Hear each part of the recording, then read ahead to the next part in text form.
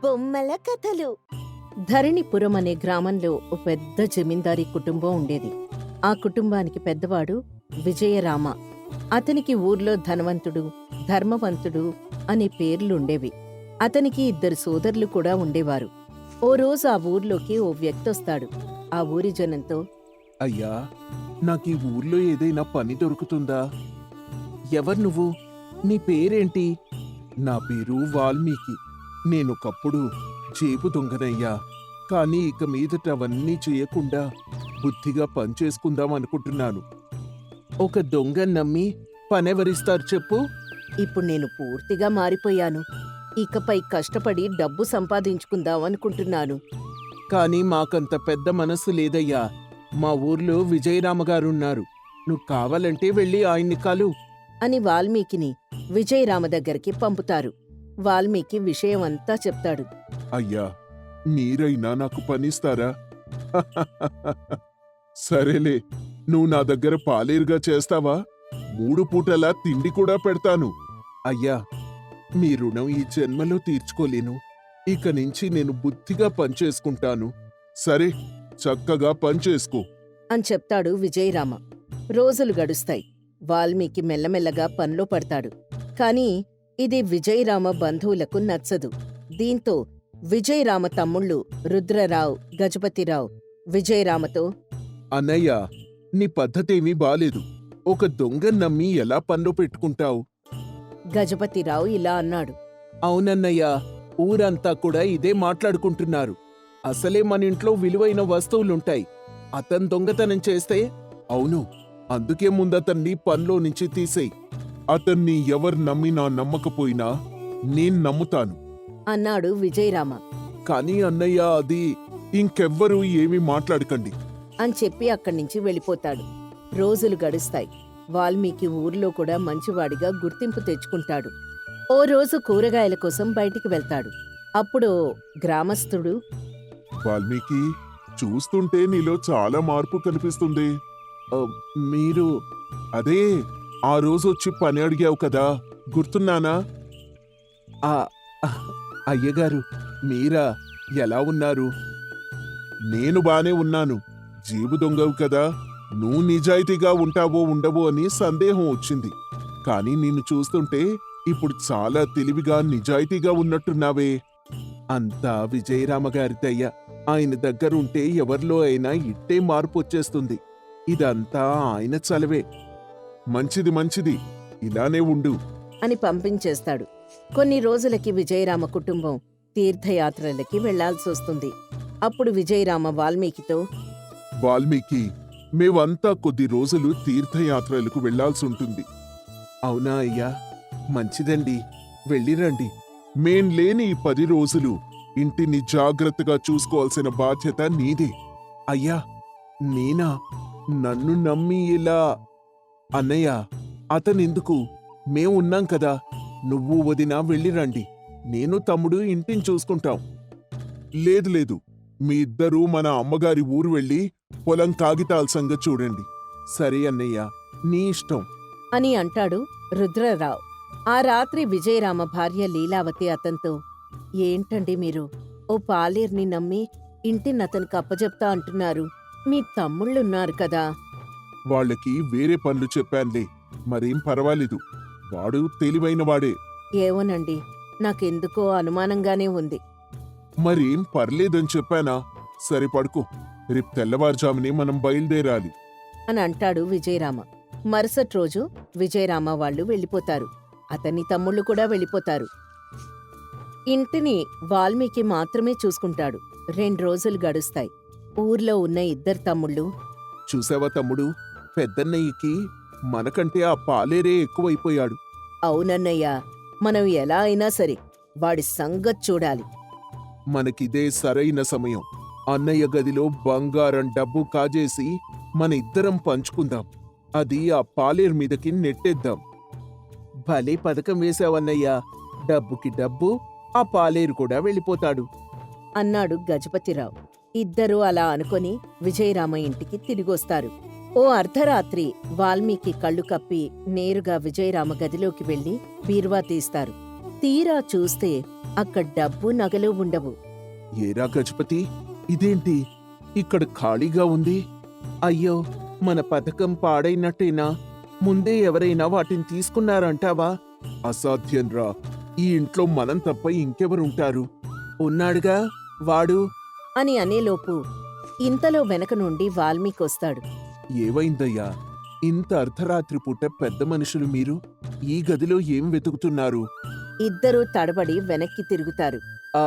ఆహా, అది పెద్దన్నయ్యకి వస్తువులు సర్దేస్తున్నాం. వస్తువులు సర్దడానికి ఇదా సమయం? మీ చేతిలో తాళాలేంటి? ఏరా, నువ్వు మమ్మల్ని ప్రశ్నించే స్థాయికి వెళ్ళిపోయావా? నేను మిమ్మల్ని ఏమీ అనలేదయ్యా. ఈ వేళప్పుడు ఇలా వస్తే ఏంటా అని అన్నానంతే. మా ఇల్లు మా ఇష్టం అని ఇద్దరూ ఒకరినొకరు చూసుకొని బయటికి వెళ్ళిపోతారు. తర్వాత రోజు రుద్రరావు, గజపతిరావు ఊర్లో కొన్ని చోట్ల వాల్మీకి గురించి చెడుగా చెప్పడం మొదలు పెడతారు. ఇదిగో సుబ్బారావు గారు, మా ఇంట్లో పనిచేసే ఆ పాలేరున్నాడు చూశారు? ఎవరు? ఆ వాల్మీకా? చాలా తెలివైన కుర్రాడు. మొన్న నాకు ఒంట్లో బాలేకపోతే అబ్బా, అది కాదండి, వాడు మా అన్నయ్య లేని సమయంలో అన్నయ్య గదిలో తిరుగుతూ కనిపిస్తున్నాడు. అవును, ఏదో అనుమానాస్పదంగా ఉంది అని చెప్తారు. కాని ఊరివాళ్లు స్పందించరు. ఎందుకంటే వాల్మీకి అప్పటికే మంచి పేరు సంపాదించుకున్నాడు. దీంతో వాళ్ళు పంచాయతీ పెట్టి ఈ విషయం అందరి ముందు చర్చిస్తారు. అప్పుడు ఊరి పెద్ద, రుద్రరావు గారు, మీరెందుకు అతని మీద అంత అనుమానం పెంచుకున్నారు? అది కాదండి, ఇంట్లో బోలెడు బంగారు నగలు, డబ్బు అవి ఉన్నాయి కదా.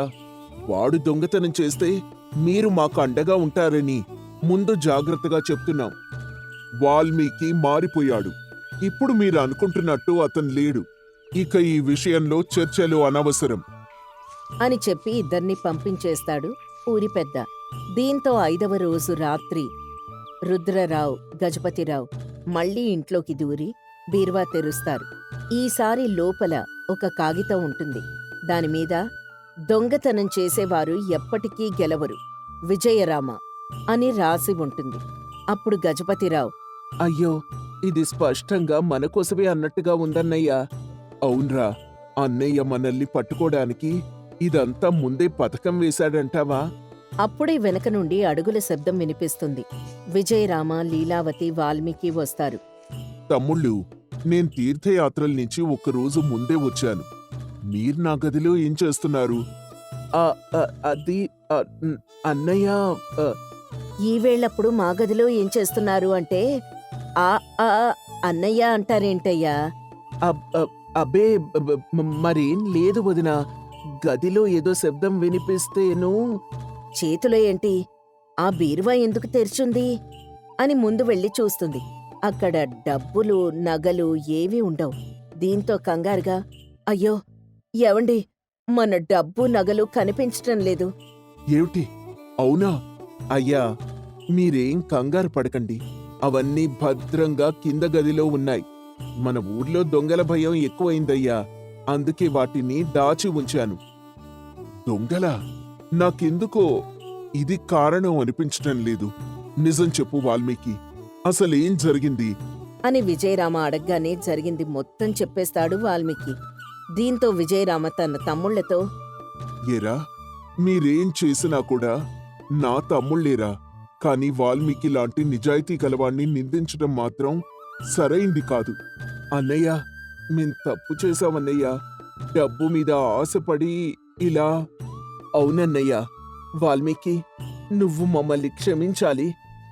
మీరు నాకు క్షమాపణలు చెప్పాల్సిన అవసరం లేదయ్యా. మీరు అనుమానించటం సహజమే, కాని మనసు మారితేనే నిజమైన మార్పు. అందరూ నిశ్శబ్దంగా ఉంటారు. విజయరామ, బంగారం, డబ్బు తిరిగొస్తాయిరా, కాని మనిషి మీద నమ్మకం పోతే తిరిగి రావడం కష్టం. నేను వాల్మీకి మీద పెట్టిన నమ్మకం వృధా కాలేదు. తను చాలా తెలివిగా ఈ సమస్యను పరిష్కరించాడు. నిజమేనండి, తన చీటీ అక్కడ పెట్టి ఉండకపోతే వీళ్ళిద్దరూ ఆ బంగారంతో ఎక్కడికో వెళ్ళిపోయేవాళ్లేమో. మాకు మా ఊరి వాళ్ళు తీర్థయాత్రలో కనిపించి వాల్మీకి గురించి మీరు చెప్తున్న విషయాలు చెప్పారు. అందుకే మేం త్వరగా బయలుదేరి వచ్చేశాన్రా అని అంటాడు విజయరామ. కొన్ని రోజుల తర్వాత ఊర్లో పంచాయతీ ముందు విజయరామ తన ఇంట్లో జరిగిన విషయం గురించి మాట్లాడతాడు. మనం ఎవరి గతం చూసి తీర్పు ఇవ్వకూడదు. అవకాశం ఇస్తే తప్పు చేసిన వారు కూడా మారవచ్చు. వాల్మీకే అందుకు ఉదాహరణ. నిజమే విజయరామగారు. అతను సమస్యను పెద్దది కాకుండా మీ అన్నదమ్ముల మధ్య సఖ్యత చెడిపోకుండా చూశాడు. అవునండి, మీరు నా మీద పెట్టుకున్న నమ్మకానికి కృతజ్ఞతలయ్యా. నా ప్రాణం ఉన్నంత వరకు మీ నమ్మకాన్ని వమ్ము చెయ్యను. ఇలా వాల్మీకి తెలివైన పాలేరుగా పేరు సంపాదించుకొని విజయరామ కుటుంబానికి నమ్మకమైన మనిషిగా మిగిలిపోతాడు. అనంతపల్లిలో రాము, సోము అనే ఇద్దరు స్నేహితులున్నారు. సోము పేరుకు తగ్గట్టుగానే సోమర్లా ఉంటూ ఏ పని చేయకుండా అతి తెలివితో ప్రవర్తిస్తూ ఉంటాడు. రాము సోము ఇబ్బందుల బారిన పడకుండా అనుక్షణం కాపాడుకుంటూ ఉంటాడు. ఎలాగైనా సోముని సరైన మార్గంలో పెట్టాలని రాము అనుక్షణం ప్రయత్నిస్తూ ఉంటాడు. కాని ఎన్ని ప్రయత్నాలు చేసినా సోము అతి తెలివి వల్ల ఇబ్బందులు పడుతూనే ఉంటాడు. ఒకరోజు రాము, సోము మాట్లాడుకుంటూ ఉంటారు. రాము, నేనే చిన్న పని చేసినా తిరిగి తిరిగి పెద్ద తలనొప్పిలా తయారవుతోందిరా. ఎలారా నేను జీవితంలో పైకొచ్చేది? సోము, నీకు జీవితంలో పైకి రావాలని ఆలోచన వచ్చింది చూడు, అది చాలా గొప్పది. నేనున్నాను కదా, నిన్నెలాగైనా గొప్పవాడిగా చేస్తాను. లేకపోతే ఊరి జనం మొత్తం నన్ను సోమరిపోతూ తెలివి తక్కువ దద్దమ్మ అని పిలుస్తున్నారా. ఒక్కొక్కసారి నా మీద నాకే అనుమానం వస్తుంది, నేనేమీ సాధించకుండానే పోతానేమోనని. ఇలాగైతే మనకంటూ గుర్తింపే ఉంటుంది. సోము, నువ్వు ఏదో ఒకటి సాధించాలని ప్రయత్నిస్తున్నావు చూడు, నువ్వు ముందడుగు వేసినట్టే. నీకు నేను సహాయం చేస్తాను. ఎలారా? ఏం చేయమంటావు? పోనీ ఏదైనా పని చేస్తే? అమ్మో, నేనెక్కువగా కష్టపడలేను, అదందరికీ తెలిసిన విషయమే. పోనీ ఏదైనా వ్యాపారం లాంటిది చేస్తే ఎలా ఉంటుంది? నా దగ్గర సరైన పెట్టుబడి లేదు కదా, ఎటువంటి వ్యాపారం చేయగలను నేను? సరేరా, నీతో వ్యాపారమే చేయిస్తాను, కానీ నువ్వు ధైర్యంగా ఉండాలి. వ్యాపారంలో లాభ నష్టాలు సహజం. లాభం వచ్చినప్పుడు పొంగిపోకుండా, నష్టం వచ్చినప్పుడు కృంగిపోకుండా నిలబడాలి. అదే వ్యాపారస్తుని లక్షణం. వ్యాపారమా? ఏం చేద్దాం? ఈసారి మా పొలంలో టమాటా పంట ఏపుగా పెరిగింది, అధిక దిగుబడి కూడా వచ్చింది. నా పొలంలో నుంచి నువ్వు టమాటోలు తీసుకువెళ్ళి ఊర్లో అమ్ము. వచ్చిన లాభంలో నాకెంతో కొంత ఇద్దువుగాని. అప్పుడు నేను పెట్టుబడి పెట్టాల్సిన అవసరం కూడా లేదు కదా, ఎందుకంటే పొలం నీదే కాబట్టి నాకు టొమాటోలు నువ్వు ఇస్తావు. నేను అమ్మిన తర్వాత లాభం మనిద్దరం పంచుకుందాం. అబ్బో, ఎన్ని తెలివితేటలో! అప్పుడే నువ్వు వ్యాపారస్తుడివి అయిపోయావు రోయ్. రాము స్నేహితుడినంటే ఆ మాత్రం ఉంటద్దు. పద, మనం రేపటి నుంచే వ్యాపారం మొదలు పెడదాం. అన్నట్టుగానే రాము, సోము రాము పొలంలోకి వెళ్లి టమాటోలు కోసి ఒక పెద్ద గంపలో తీసుకుని ఊర్లోకొస్తారు. ఊర్లో ఒక చెట్టు కింద టొమాటోలు పెట్టి సోము అమ్మడం మొదలు పెడతాడు. రాము పని ఉందని పక్కకు వెళ్తాడు. సోము దగ్గరికి ఎంతసేపటికి టొమాటోలు కొనడానికి ఎవ్వరు రాకపోయేసరికి అసహనంతో కూర్చొని ఉంటాడు. ఇంతలో పక్కన ఒక కుక్క ఆకలితో అరుస్తూ ఉంటుంది. చుట్టుపక్కల వారు దాన్ని వెళ్ళగొడుతూ ఉంటారు. అది గమనించిన సోము, అయ్యో, ఆ కుక్క ఆకలితో అలమటిస్తోంది. పాపం దానికెవ్వరూ ఏమీ పెట్టడం లేదు. దాన్ని చూస్తే చాలా రోజులుగా ఏమీ తిన్నట్టు లేదు అని తన దగ్గరున్న టొమాటోలు కొన్ని తీసుకెళ్లి కుక్కకి పెడతాడు. అది చూసిన చుట్టుపక్కల జనం సోముని హేళన చేస్తూ నవ్వుతూ ఉంటారు. అంతలో అక్కడికి రాము వస్తాడు. అక్కడ జరుగుతున్నది గమనించి, మీరెందుకు ఇంతలా విరగబడి నవ్వుతున్నారు? రామో, చూడవయ్యా, నీ స్నేహితుడు ఏం చేశాడో. కుక్క ఆకలితో ఉందని చెప్పి టొమాటోలు పెట్టి తినమంటున్నాడు. కుక్క ఎక్కడైనా టొమాటోలు తింటుందా? అందుకే నవ్వుతున్నావు. సోము కుక్కకి టొమాటోలు పెట్టడంలో తప్పేం లేదు. అది అతని జాలి గుణం. ఆకలితో ఉన్నదానికి తిండి పెట్టాలనుకున్నాడే కాని ఆ కుక్క టొమాటోలు తింటుందా లేదా అనే విషయం తనకి తెలీదు. మీరిక్కడ ఇంతమంది ఉన్నారు కదా, ఆకలితో ఉన్న ఆ కుక్కని గమనించారా? మీ వద్దకొస్తే పక్కకు వెళ్ళగొట్టారే గాని దానికి తినడానికి ఏవైనా పెట్టాలని ఆలోచించారా? కాని నా స్నేహితుడు దాని ఆకలి తీర్చాలి అనుకున్నాడు. కాని అది ఏ విధంగా చేయాలో తెలియని స్థితిలో ఉన్నాడు. ఆకలి తీర్చాలి అన్న ఆలోచన సోముకు రావడమే గొప్ప విషయం. ఆ ఆలోచన మీకు రానందుకు మీరు సిగ్గుపడాలి అని రాము అక్కడున్న వారికి బుద్ధి చెప్పి పంపిస్తాడు. సోము వైపు చూసి అతని తెలియనితనానికి జాలిపడతాడు. రాము, నేను చేసిన పని తప్పారా? అది ఆకలితో అరుస్తోంది.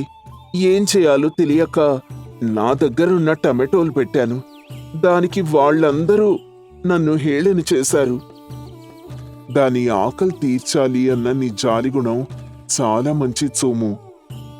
దాన్ని అర్థం చేసుకోలేని వాళ్ళు ఇలాగే చేస్తారు. నువ్వేం పట్టించుకోవద్దు. నువ్వు నీ వ్యాపారం మీద శ్రద్ధ పెట్టు అని చెప్పి ఇద్దరూ అక్కడ టమాటోలు అమ్ముతారు. కొన్ని అమ్ముడుపోతాయి. చాలా వరకు టమాటోలు మిగిలిపోతాయి. సాయంత్రానికి సోము దిగులుగా ఉంటాడు. సోము, ఏంట్రా అలా దిగులుగా ఉన్నావు? మనం ఈరోజే వ్యాపారం మొదలుపెట్టాం, కానీ వ్యాపారం సరిగ్గా జరగలేదురా. టమాటోలు మొత్తం మిగిలిపోయాయి. అందుకే సోము, నేను నీకు నిన్ననే చెప్పాను కదా, వ్యాపారంలో లాభ నష్టాలు సహజమని.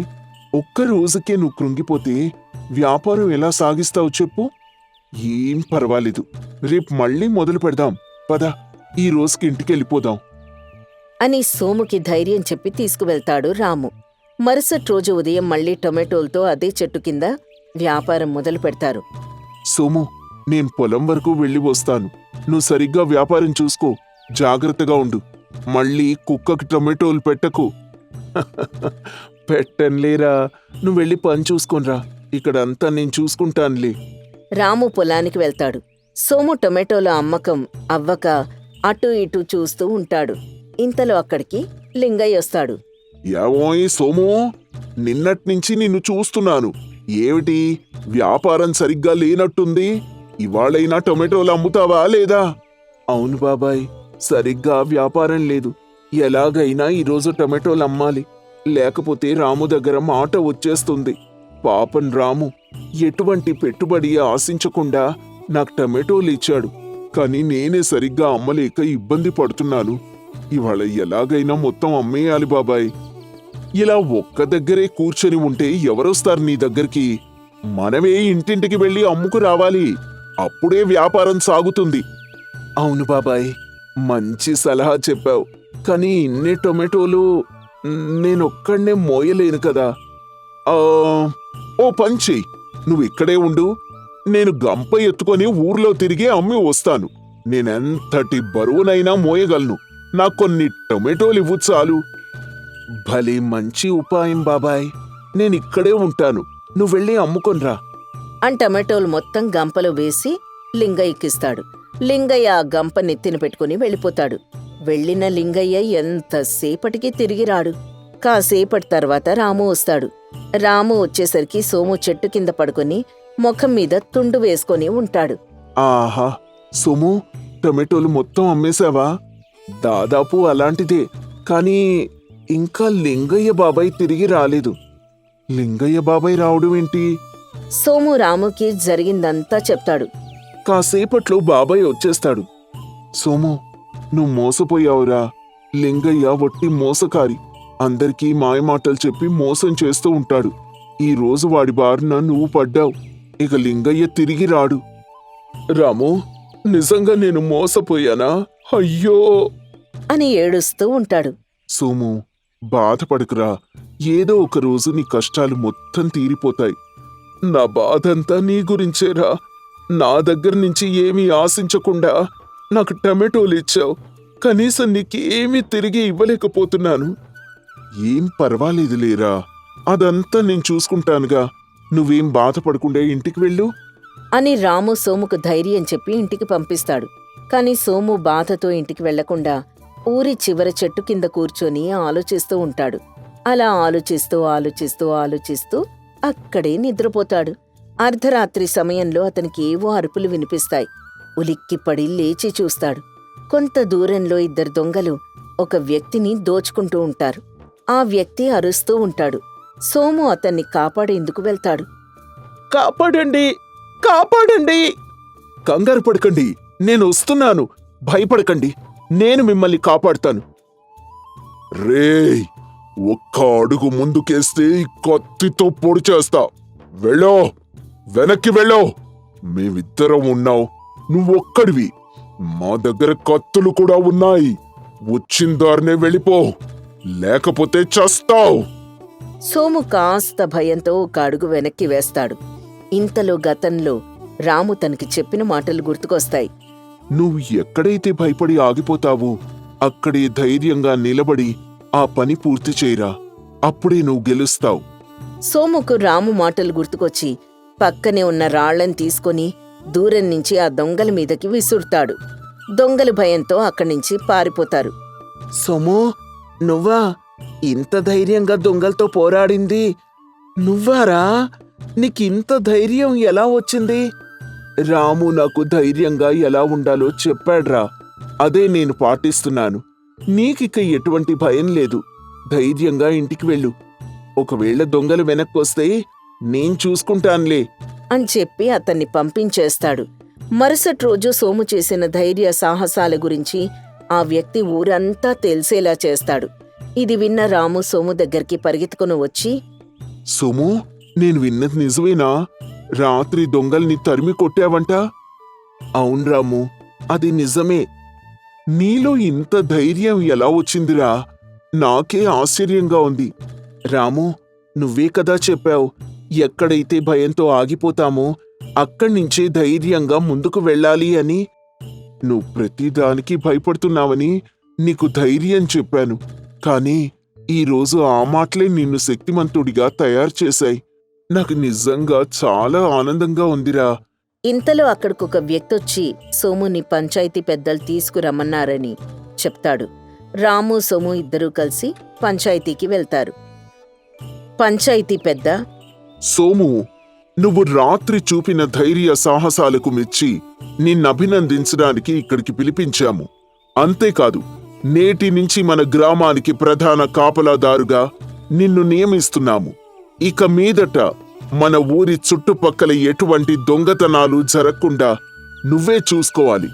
ఇంతలో అక్కడికి లింగయ్య వచ్చి, సోము, నిన్న నేను చేసిన తప్పుకి నన్ను మన్నించు. ఇదిగో నీ టమాటోలు అమ్మగా వచ్చిన సొమ్ము అని సొమ్మిచ్చి వెళ్ళిపోతాడు. నేనింత ధైర్యంగా మారడానికి గల కారణం రాము. రాము నాలో నింపిన ధైర్యం వల్లనే ఈరోజు నేనిది సాధించగలిగాను. రాము నా స్నేహితుడవడం నిజంగా నా అదృష్టంగా భావిస్తున్నాను. సోము మాటలకి రాము చాలా ఆనందపడతాడు. ఆ రోజు నుంచి సోము ఆ ఊరి కాపలాదారుగా విధులు నిర్వర్తిస్తూ ఉంటాడు. తీరిక వేళల్లో రాము సోము ఇద్దరూ కలిసి టొమాటోల వ్యాపారం చేస్తూ ఉంటారు.